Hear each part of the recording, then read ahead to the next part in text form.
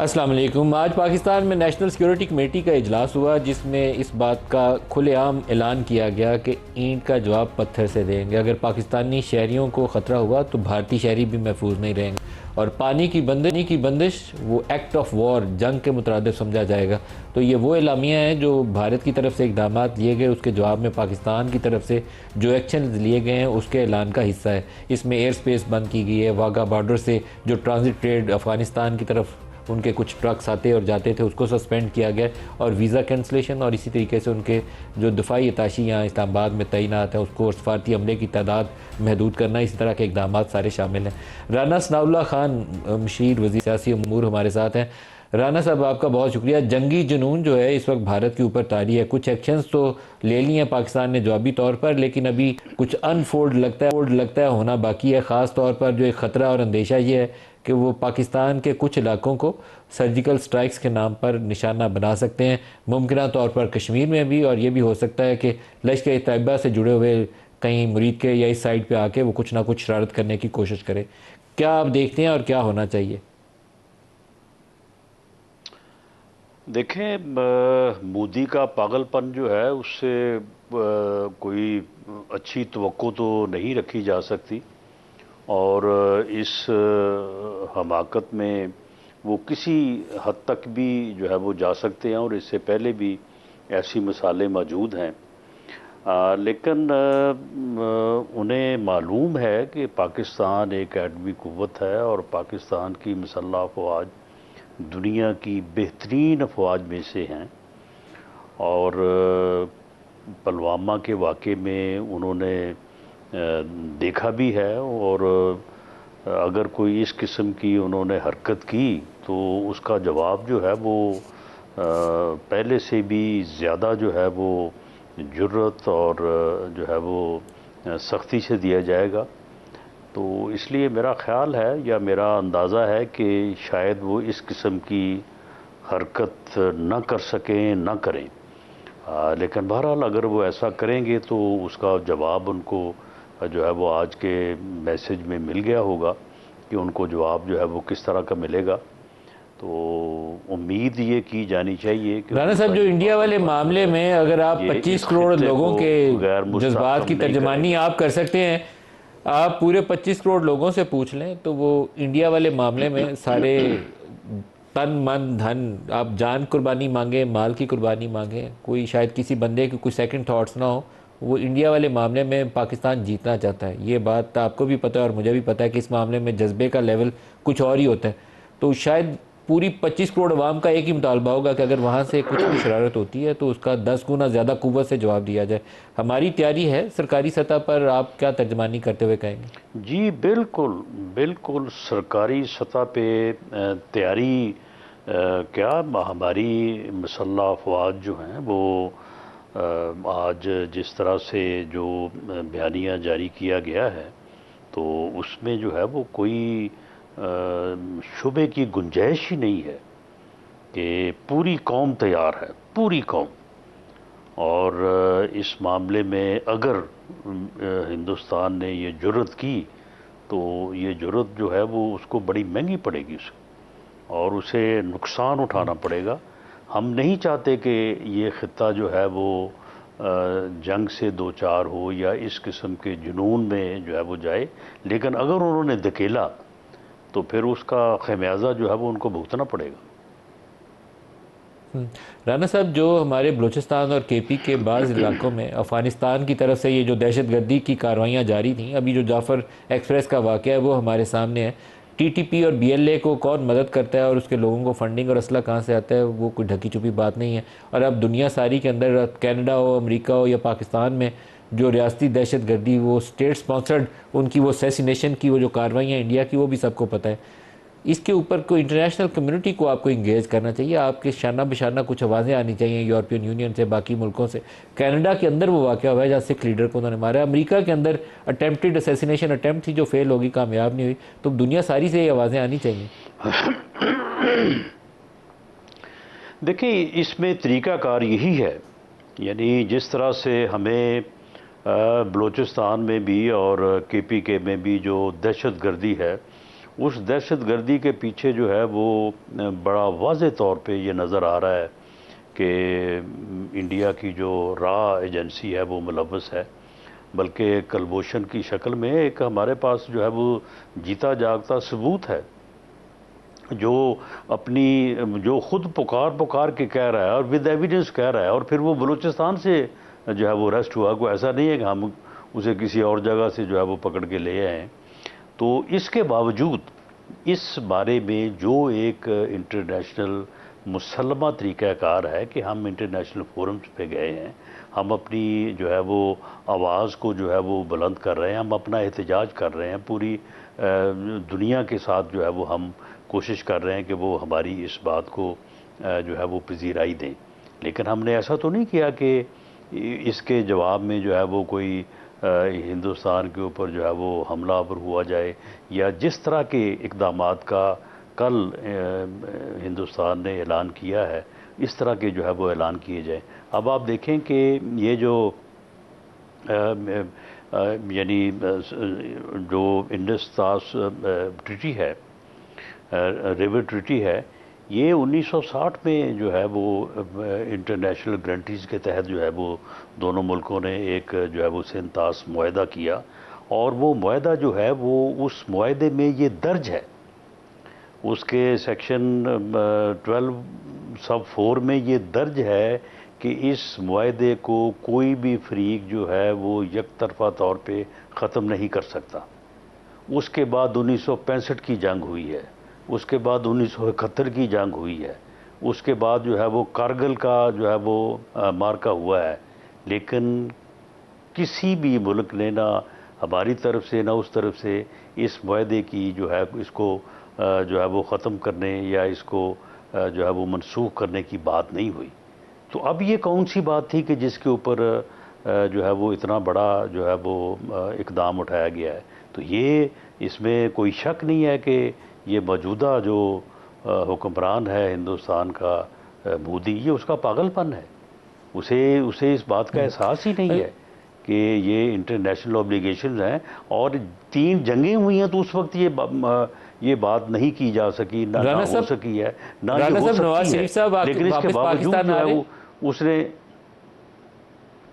जी, मेरा ख्याल है कि इस वक्त तक वो पहुंच चुके होंगे, क्योंकि उनका कोई टाइम था कि इसी टाइम के लगभग जो है वो जिस वक्त हम बात कर रहे हैं तो वो पाकिस्तान पहुंच जाएंगे। तो नवाज शरीफ साहब की वापसी रूटीन की वापसी है, या वो इस सिचुएशन की वजह से, ये जो नई डेवलप हुई है इस खित्ते में सिक्योरिटी की सूरत हाल, उस वजह से वापस आए? देखें, ये रूटीन के साथ साथ ये सिचुएशन जो है इसका भी इससे तल्लक है, वरना हो सकता है कि वो को 2-4 दिन जो है वो ठहर के आ जाते। लेकिन इस सूरत हाल में जो है वो उनकी रहनुमाई, उनकी मशावरत गवर्नमेंट को भी और पार्टी को भी जो है वो उसकी ज़रूरत थी, तो उसके पेश नज़र जो है वो तशरीफ़ लाए। राना साहब, लेकिन ऐसे मौके पर सियासी बसीरत का इम्तहान होता है, और मैं कल भी प्रोग्राम में कहा था, आज दोबारा दोहरा के आपसे सवाल करूँगा। नवाज़ शरीफ का और आसिफ जरदारी का इस सूरत हाल में एक रोल है, और वो रोल ये है कि सारे जो अपोजिशन के पॉलिटिशियन हैं उनके साथ एक मेज़ पे बैठें और बेक ज़बान एक बात बोलें, और उसके में PTI आपके साथ शाना बशाना बैठी होनी चाहिए। जी बिल्कुल, आपकी ये बड़ी जो है वो मैं समझता हूँ कि हुब्बुल वतनी पे और नेक जज्बात पे मबनी आपकी सोच और आपके अल्फाज हैं। मैं समझता हूँ कि मियां नवाज शरीफ साहब बिल्कुल ऐसी ही सोच रखते हैं, और ऐसे मौक़ों के ऊपर उन्होंने हमेशा ऐसा ही किरदार अदा किया है। आसिफ जरदारी साहब से, वो इस वक्त मुल्क के सदर हैं, उनसे भी इसी बात की तवक्को है। अब मामला ये है कि जो तीसरी तरफ है, जो हर मौके के ऊपर जो है वो ना बैठने को तैयार, ना बात करने को तैयार, ना मामला सुलझाने को तैयार, अल्लाह करे वहाँ पर भी ये सोच अगर पैदा हो तो बिल्कुल जिस तरह से आपने बात की है ऐसा ही होना चाहिए।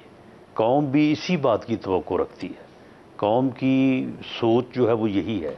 आज का जो एलानिया है, उसके जो अल्फाज हैं, वो भी इसी सोच की जो है वो तर्जमानी करते हैं, और वो अवाम की जो सोच है उसकी तर्जमानी में ही जो है वो फैसले किए गए हैं, जो कि आज के एलानिए की सूरत में जब वो सामने आए। राना साहब, बाज़ चीज़ें जो है ना वो लगता है कि करते हुए बहुत मुश्किल होंगी, लेकिन बाज़ सिचुएशन ऐसी डेवलप हो जाती हैं कि उसमें एक अपॉर्चुनिटी होती है। मेरे ख्याल में एक ऐसी अपॉर्चुनिटी डेवलप हुई है जो है तो इस वक्त बड़ी हॉस्टाइल अपॉर्चुनिटी, लेकिन ये पाकिस्तान को मुतहद कर देगी।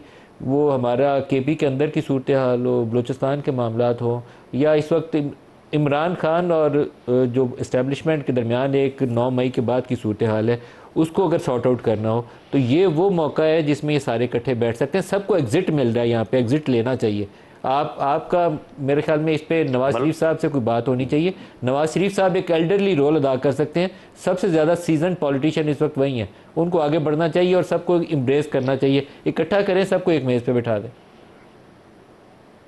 जी मलिक साहब, ये बात आपकी बिल्कुल दुरुस्त है। आपने ये बात की है, ये उन तक भी पहुंच जाएगी। बाकी मैं भी कोशिश करूंगा कि आपके ये नेक जज्बात जो है वो उनकी खिदमत में जो है वो ज़रूर अर्ज़ करूंगा इंशाअल्लाह। अभी थोड़ी देर पहले ही प्राइम मिनिस्टर साहब ने पीपल्स पार्टी के साथ वो जो नहरों वाला एक इशू था उसके ऊपर काउंसिल ऑफ कॉमन इंटरेस्ट का 2 मई को इजलास बुलाने का फैसला किया, जो खुश आइंद है। बेसिकली सूबों के साथ हर चीज़ पे लड़ना नहीं चाहिए, उनको साथ मिलाएं, कोई उनका कंसर्न है उसको एड्रेस कर लें। एक किनाल चुलिस्तान किनाल के ऊपर रौला है, बाकी 5 किनालों के नाम भी मुझे याद नहीं है क्योंकि उसका नाम लेता कोई नहीं है, तो आप उसके पानी का तरीका उसका भी हल करें, सारे इकट्ठे एक मेज़ पे बैठ जाएं। कि पाकिस्तान है तो हमें पाकिस्तान के साथ जी सबका नाम जुड़ा हो। यही जी आज दोनों लीडर्स ने जो है वो यही फैसला किया है और उसको उन्होंने खैर ऑन कैमरा भी बात की है। वज़ीर आज़म मियाँ शहबाज शरीफ साहब ने और चेयरमैन बिलावल भुट्टो ज़रदारी साहब ने यही फैसला किया है और यही एक जो है वो मुस्बत तरीक़ाकार है, क्योंकि सूबों के माबैन वो नहरों का मसला हो, वो डैम का मसला हो या कोई और मामला भी क्यों ना हो, उसको कंसेंसस के बगैर, बाहमी रजामंदी के बगैर, एक दूसरे को अपना नुक्ता नज़र समझाए बगैर जो है वो आगे बढ़ा नहीं जा सकता और उसके ऊपर अमल भी नहीं हो सकता। फेडरेशन की ये बुनियादी ज़रूरत है और आज इसी बात का जो है वो अदा किया गया है। और इससे पहले भी कत्तन कोई ऐसा हमारा प्रोग्राम नहीं था कि हमने कोई किसी जो है वो प्रोजेक्ट को जो है वो बिल्डोज करना है, और इसका इजहार इससे पहले भी होता रहा है, लेकिन बहरहाल इसके बावजूद जो है वो उस बात को समझा नहीं गया। लेकिन चलें, आज बाज़ाब्ता तौर पे जो है वो इस बात की जो है वो इसके ऊपर बात की गई और उसके बाद जो है इस मामले को लोगों के सामने जो है वो रखा गया है और इंशाअल्लाह ताला 2 राना मई साहब, को बाज़ औक़ात तो मुझे जो लगता है कि पाकिस्तान काउंसिल ऑफ में जब कॉमन भी कोई इंटरेस्ट बड़ा है। पानी का मंसूबा आता है तो पाकिस्तान से बाहर की कुव्वतें उसको सैबोटेज करने के लिए एक्टिव हो जाती हैं। कालाबाग डैम उसकी एक मिसाल है। हमें चाहिए लेकिन बिला वजह उसको हमने मुतनाज़ा बना लिया। हमें नई वाटर स्टोरेजेस चाहिए। उन्होंने, इंडिया ने क्या किया हुआ है, जो हमारे हिस्से का पानी है उस पर उन्होंने किशन गंगा बनाया है, उन्होंने बागलीहाट डैम बनाया, उन्होंने कई बनाया, हम इतराज़ करते रह गए, उनके डैम बन रहे हैं। हम लड़ रहे हैं आपस में, पानी के डैम या स्टोरेजेस नहीं डेवलप कर रहे। तो कुछ हमारे यहाँ कुछ कौमी सतह के ऊपर कुछ ऐसे फोरम्स होने चाहिए कि ये तनाज़ों का शिकार होने की बजाय इन मनसूबों पे काम भी हो सके। देखें जी, आज यही बात हुई है और इसके पस मंज़र में या इसकी बुनियाद में यही बात है कि जो इंशाअल्लाह ताला 2 मई को CCI का इजलास होगा तो उसमें जो है वो इस मामले को एक ऐसी कमेटी के सुपुर्द किया जाएगा कि जिसमें माहिरीन हों, जिसमें प्रोफेशनल्स हों, जिसमें वो लोग हों, यानी ये मामले जो हैं ये सड़क पे और जलसे में और तकरीरों से और जिंदाबाद मुर्दाबाद से हल होने वाले नहीं हैं। ये मामले वो हैं कि जो एक्सपर्ट्स हैं, जो जिनका तल्लक चारों सूबों से हो और वो पाकिस्तान के मफाद में बैठ के जो है वो गौर व खौज करें और वो बैठ के फैसला करें और पूरी कौम को बताएं, सूबों को भी बताएं, फेडरेशन को भी बताएं, आवाम को भी बताएं और जो पॉलिटिकल वर्कर्स हैं उनको भी बताएं कि भाई ये इशू है, इस इशू के ये टेक्निकल पहलू हैं और इसके ये मेरिट्स हैं और इस तरह से ये तरीक़ाकार जो है ये ऐसा है कि सभी के मफाद में है और इस तरह से जो है वो हमें आगे बढ़ना चाहिए। दरअसल हमने इन मामलात को हमेशा जो है वो सियासी नाराबाजी से और सियासी तौर पे हल करने की कोशिश की है, जो कि एक दुरुस्त तरीक़ाकार नहीं है। इसका तरीकाकार यही है कि प्रोफेशनल्स बैठें, इंजीनियर्स बैठें, उस बिल्कुल सही। राना सनाउल्लाह खान, मुशीर, वज़ीर आज़म, लोग बैठे सियासी और उमूर, बैठ के आप हमारे साथ रहे। एक ब्रेक करीब आ गया जी, ब्रेक ले लें, हमारे साथ रहिएगा।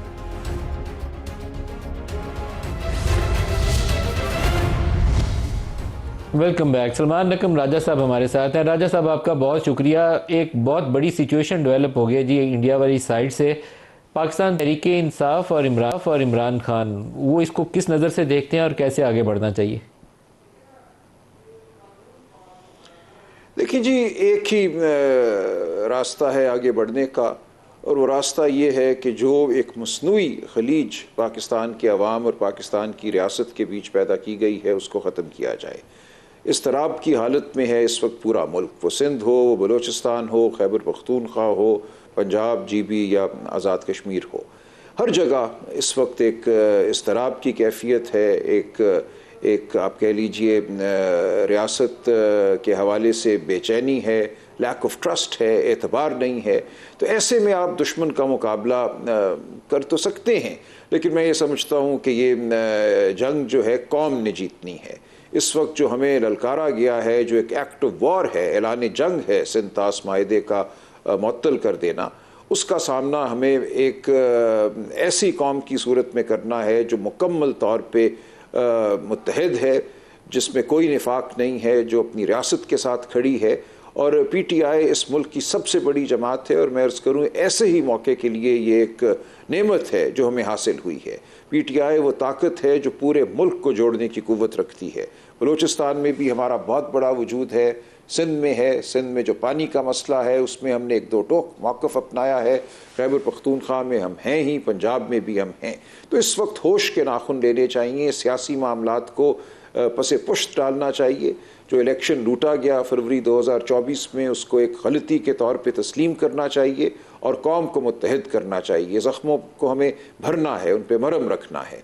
तो ये मौका है जब हम राजा साहब, अभी आपसे पहले राना सनाउल्लाह साहब हमारे साथ थे, तो राना साहब से मैंने एक तजवीज़ दी। मैंने कहा कि नवाज़ शरीफ साहब पाकिस्तान में इस वक्त एक एल्डरली पॉलिटिशियन का रोल अदा कर सकते हैं, और उनको चाहिए कि सियासी क़ुव्वतों को जोड़ें, एक मेज़ के ऊपर बिठाएं, आसिफ अली जरदारी को भी और इमरान खान को भी, और नवाज़ शरीफ भी बैठे और मौलाना भी बैठे हो, वहाँ से बेक ज़बान आप लोग एक ही बयानिया दें, ताकि दुश्मन जो है उसको सही से आप ललकार सकें और उसको बता सकें अपनी यकजहती के मुतल्लिक। अगर ऐसी एक दावत आती है, राना साहब इसको वेलकम कर रहे हैं, ऐसी अगर एक दावत आती है नवाज़ शरीफ की जानिब से, तो कि इमरान खान साथ बैठना पसंद करेंगे? देखिए, ये तभी मुमकिन होगा ना, मैं नहीं इमरान खान साहब की तरफ से कुछ कह सकता, जब आप फस्तायत को ख़त्म करेंगे इस मुल्क से। जो झूठे मुकदमे हैं हज़ारों की तादाद में, जो हमारे वर्कर्स हज़ारों की तादाद में इस वक्त मुकदमे झील रहे हैं, जेलों में हैं, आपको इस सब को ख़त्म करना होगा। आप जानते हैं कि ये सब झूठ पर मबनी है, और सबसे बड़ा झूठ वो था जो 8 फरवरी और 9 फरवरी की रात बोला गया। आपको इस मुल्क को ठीक करना होगा। एक मसनूई आप इत्तेहाद नहीं कायम कर सकते।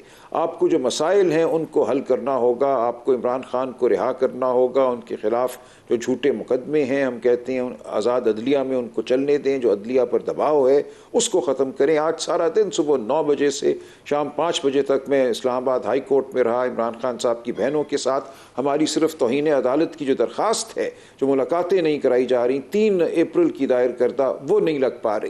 कल चीफ जस्टिस ने हमसे वादा किया और उसके बावजूद आज एक गलत बेंच में वो लग गई, और सारा दिन फाइल को एक अदालत से दूसरी अदालत मुंतकिल नहीं किया जा सका। तो ये जो सूरत हाल है ये काबिल कबूल नहीं है। जिस तरीके से अदालती अहकामात की धज्जियाँ उड़ाई जा रही हैं, आइन और कानून को नज़रअंदाज किया जा रहा है, ये बिल्कुल ठीक बात नहीं है। पाकिस्तान की तारीख में अर्ज़ करूँ इसकी मिसाल नहीं मिलती। सबसे मुतलकुल अनान डिक्टेटर्स ने, मार्शल लॉ एडमिनिस्ट्रेटर्स ने भी ऐसा नहीं किया। उन्होंने एक ढकोसले के तौर पे ही आइन और कानून का एक ढांचा कायम रखा था। आज बिल्कुल मुनहदम हो चुका है। आज किसी को भी उठाया जा सकता है, किसी को भी मारा पीटा जा सकता है। वो ना मिले तो उसके बच्चों को, उसके भाइयों को, बाप माँ को मारा पीटा जा सकता है। ये सब कुछ हमें ख़त्म करना होगा और वापस आना होगा तहजीब की जानिब, शराफत की जानिब, और फिर हम दुश्मन की आंखों में आंखें डालकर खड़े होंगे। मैंने बिल्कुल बरमला आज ये कहा है कि हम इस 16 सीटों वाली हुकूमत को नहीं मानते, लेकिन हम सिपाहियों के साथ सरहद पर शाना बशाना खड़े होंगे। सर, जब आप ये बयानियाँ दे रहे हैं कि हम सिपाहियों के साथ शाना बिशाना खड़े होंगे, तो ये मौका ऐसा है कि जिसमें आपको एक बहुत बड़ा दुश्मन ललकार रहा है और आपको जवाब देना है। तो यूनिटी का मैसेज नवाज शरीफ से भी आना चाहिए और आपकी जमात से भी आना चाहिए। उसमें नाइफ्स होने चाहिए, ना बट्स होने चाहिए। जी जी, और इसमें जो मुक्तदरा है उसकी जानिब से भी आना होगा। देखिए, आप ये नहीं कर सकते कि जुल्म को बरकरार रखें, बर्बरियत को बरकरार रखें, ये नहीं हो सकता ना।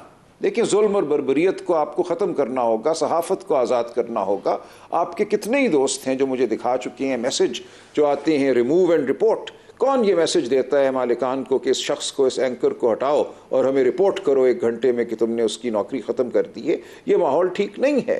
कितने ही दोस्त हैं आपके जो ऑफ एयर हो जाते हैं, कितने ही दोस्त हैं आपके जो बेरोज़गार हैं, जो यूट्यूब चैनल बनाने की अब सही कर रहे हैं। ये बिल्कुल ठीक सूरत हाल नहीं है। सर, ये तो कभी भी किसी भी सूरत में ठीक नहीं होता। मैं तो 35 साल से ये देख देख के तो बाद वक़्त लोगों के आगे हाथ जोड़ता हूँ कि पाकिस्तान को वैसे ही आगे बढ़ने दें जैसे दुनिया के तरक्की याफ्ता मुल्क आगे बढ़ते हैं। लेकिन जिसकी हुकूमत आती है ना, उस वक्त आंखों पे ऐसी पट्टी बन जाती है और अकल पे भी अल्लाह कोई ऐसा पर्दा डाल देता है, उस वक्त की बात उनकी समझ में नहीं आती। बहरहाल मेरे पास इसका हल नहीं है। मैं सिर्फ आप सब लोगों से दरख्वास्त कर सकता हूँ कि पाकिस्तान की खातिर मिल बैठिए और आगे बढ़ने का रास्ता ढूंढिए। माजी में फंसे रहेंगे तो आगे का रास्ता नहीं नजर आएगा। ये बात हमें मुक्तदरा से भी करनी है ना। देखिए, मैं समझता हूँ ये एक ख़तरनाक लम्हा है, लेकिन इस लम्हे में बहुत सी बातें मुमकिन हैं, मुमकिनात इसमें पोशीदा हैं। इस वक्त सब अगर होश के नाखुन लें तो हम एक कदम आगे की जानिब बढ़ा सकते हैं। हमें इकट्ठा होना है तो एक किसी अक़दार की बुनियाद पे इकट्ठा होना है, कुछ उसूलों पर हमें इकट्ठा होना है और हमें अब हो जाना चाहिए। तो ये बात सिर्फ सियासी जमातों तक महदूद नहीं है, मुक़र्ररा को भी इसमें शामिल होना नहीं, सियासतदानों को भी, इस्टेब्लिशमेंट को, दोनों को इस मौके पे एग्जिट लेना चाहिए। यहाँ मैं आपसे इत्तेफाक करूँगा कि दोनों को एग्जिट लेना चाहिए। पाकिस्तान की खातिर इकट्ठे बैठ जाएँ और दुश्मन को जब आप इकट्ठे नज़र आएंगे तो वो 100 तक कोई गलत काम करते हुए। मैं आपका शुक्रिया अदा करूंगा सलमान अकरम राजा साहब, आप हमारे साथ हैं। ब्रेक करीब आ गया, ब्रेक से वापसी पे खुर्शीद कसूरी साहब, पाकिस्तान के फॉर्मर फॉरेन मिनिस्टर, हमें ज्वाइन कर रहे होंगे और इस सारी सिचुएशन पे उनकी राय जानेंगे। हमारे साथ रहिएगा।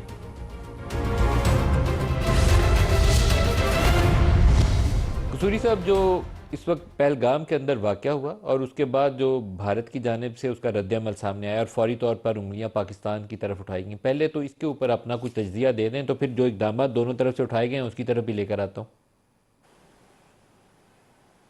देखिए, पहली बात तो यह है कि पहली मर्तबा नहीं हुआ। 2-3 इंसिडेंट्स मैं कोशिश कराऊंगा आपकी तवज्जो उस तरफ मबजूल कराना। ये शायद प्रेसिडेंट क्लिंटन का दौर था और छत्तीस सिंहपुरा एक छोटा सा गांव है वहाँ कश्मीर में, वहाँ 30 सिखों को गोली मार दी गई दीवार के साथ लगा के, और एकदम प्रोपेगेंडा शुरू हुआ कि पाकिस्तान ने ये शुरू किया है। इसका पाकिस्तान को क्या फ़ायदा था प्रेसिडेंट क्लिंटन की विज़िट के दौरान ये करने का? किसी की मेरी अकल में तो नहीं आ रही थी बात बाहर से। उसके बाद 2-3-4 पाकिस्तानी भी प्रोड्यूस कर दिए गए कि जी ये बंदे हैं।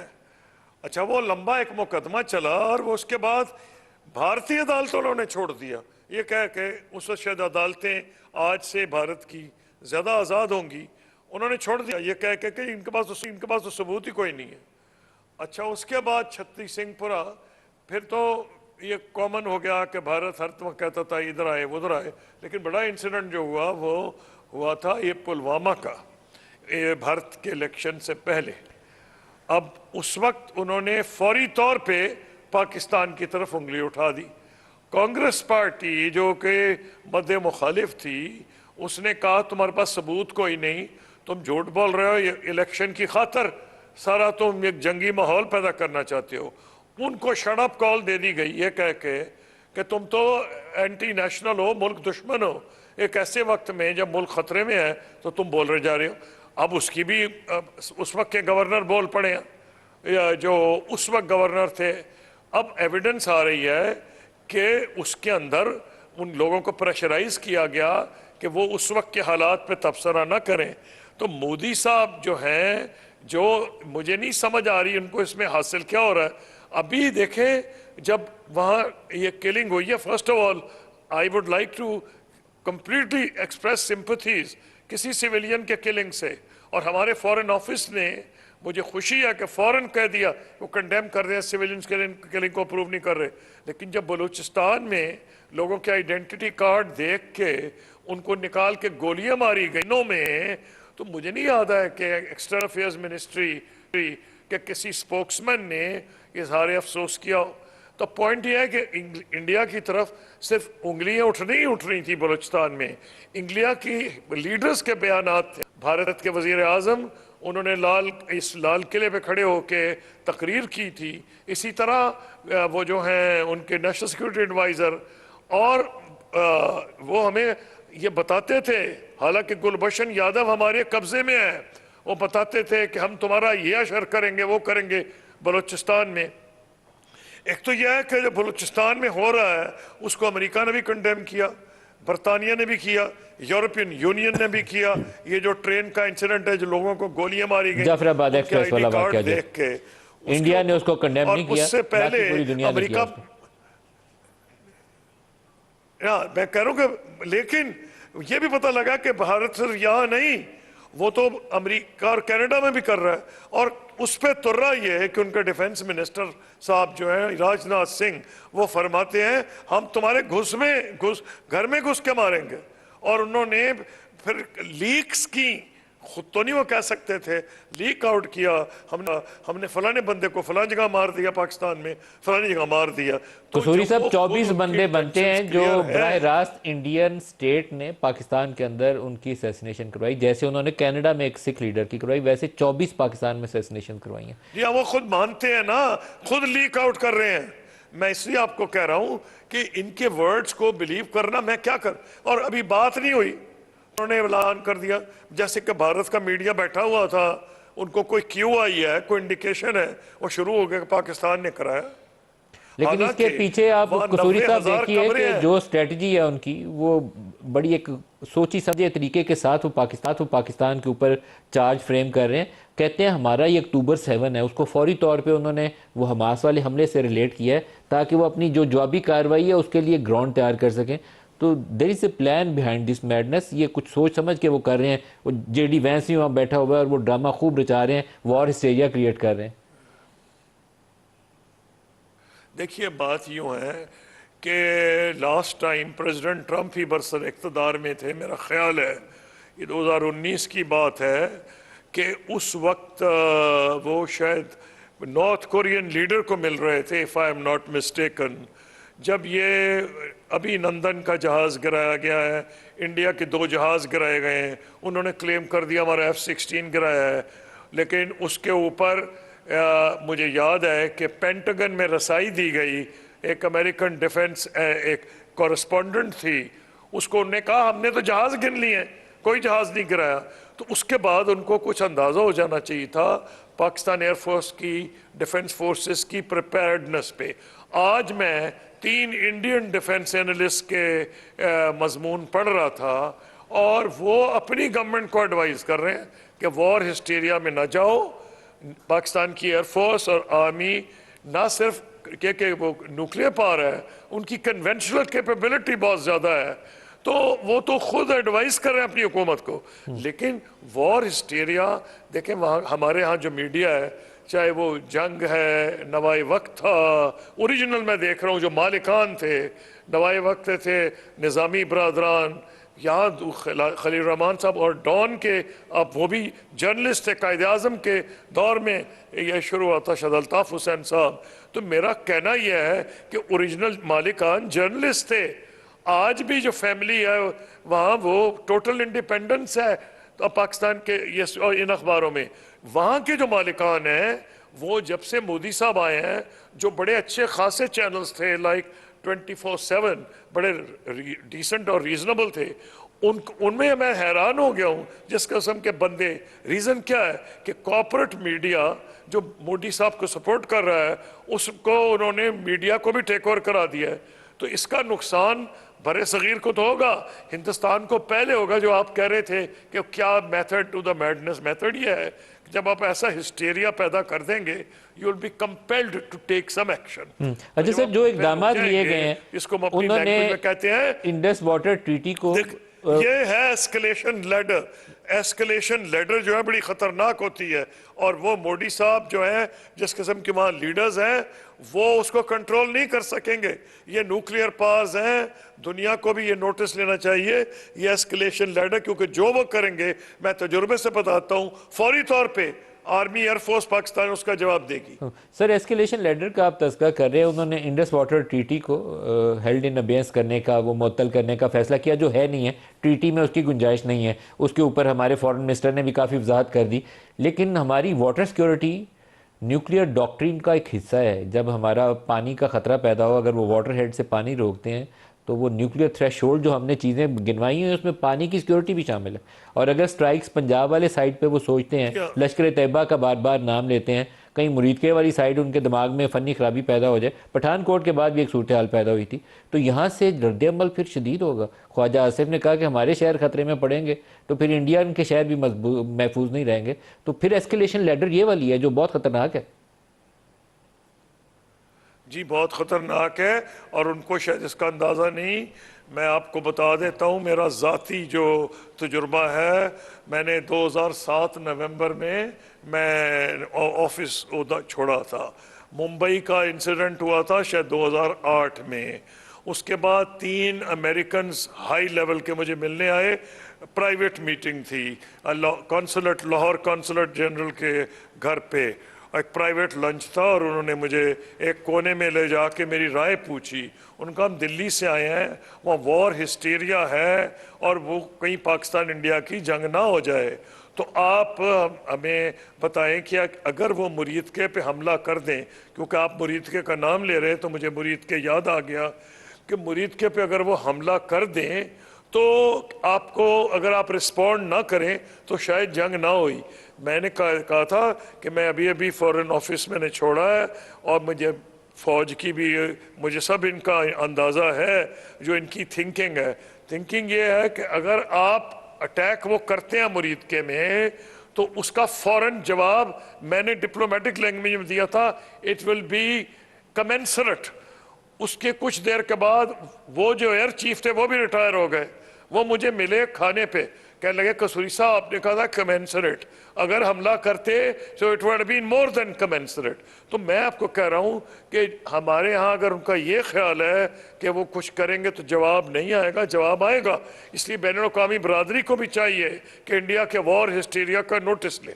सर, एक कोई एडवाइस जो आप भारतीय लीडरशिप को देना चाहें या इंटरनेशनल कम्युनिटी को कि इस एस्केलेशन लेडर को ऊपर जाने से पहले पहले चीज़ें काबू में रखें, हालात और ना बिगड़ जाएं? उसकी एक वजह है जी, अभी रिसेंटली 2019 में सिक्योरिटी काउंसिल की मीटिंग तो हुई थी, लेकिन उसको इन्होंने ओपन नहीं किया, वो क्लोज डोर मीटिंग हुई थी। उसमें भी यही कहा गया कि कश्मीर का मसला हल करो।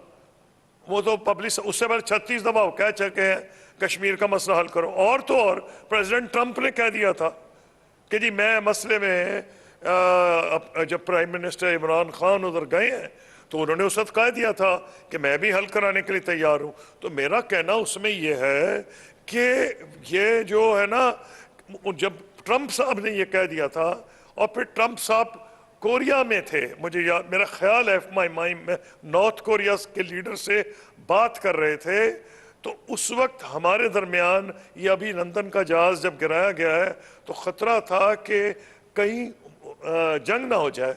और उस वक्त उन्होंने कॉल की थी दोनों को, मत इससे आगे बढ़ो। उस वक्त तो ट्रंप ने कॉल की थी और रोका था।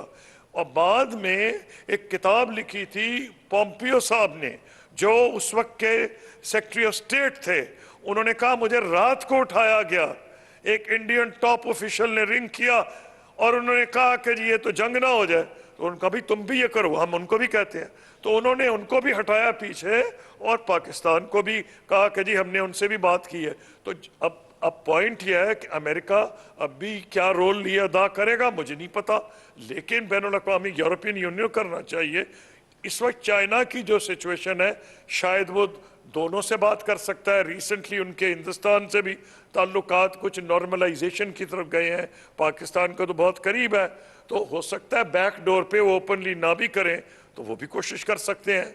हमारे जो अरब दोस्त हैं, हमारे भाई हैं, यूएई, सऊदी अरब और यूएई ने तो पब्लिकली क्लेम किया था लास्ट टाइम कि जब बहुत ज़्यादा बढ़ गई थी टेंशन कि जी हमने एक रोल प्ले किया है, जबकि ये सीज फायर का दोबारा उसका अनाउंसमेंट हुई है, जिसमें उनके DGMOs और हमारे DGMOs ने कहा कि वो और लैंग्वेज वो इस्तेमाल की जो मिलिट्री ने इस्तेमाल की थी कि हम ये सीज फायर होगा and it will try and address core concern जो है, ये मिलिट्री की लैंग्वेज नहीं है। तो उस वक्त भी उन्होंने किसी ना किसी ने हिदायत उनको दी होगी जिसकी बुनियाद पर ये सब कुछ हो रहा था।